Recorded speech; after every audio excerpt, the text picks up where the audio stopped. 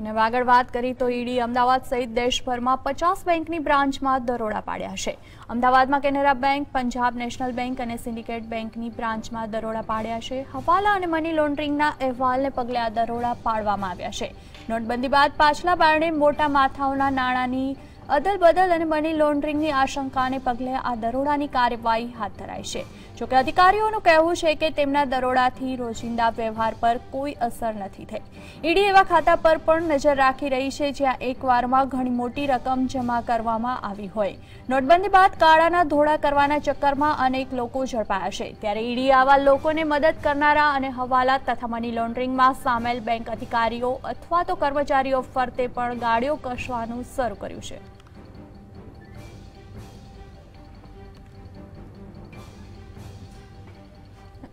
અને આજ અંગે વધુ માહિતી માટે જોડાયા છે અમારા સંવાદદાતા કિશન। કિશન, જે રીતે ઈડીના દરોડા પડ્યા છે, અમદાવાદમાં પણ અનેક બેંકો પર દરોડા પાડવામાં આવ્યા છે, શું છે વધુ માહિતી?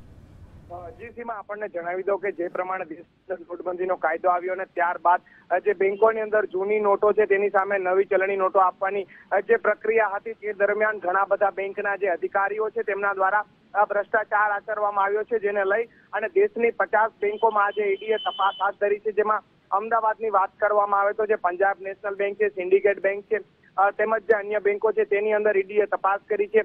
જે રીતે નોટબંધી બાદ આધાર કાર્ડ પર 4000, ત્યારબાદ 2000 અને ત્યારબાદ જે રકમોનો ઘટાડો કરી અને નોટબંધીનો જે બદલાવ હાલતો હતો તે સમય દરમિયાન ઘણા બેંકના અધિકારીઓ ભ્રષ્ટાચાર આચર્યો છે।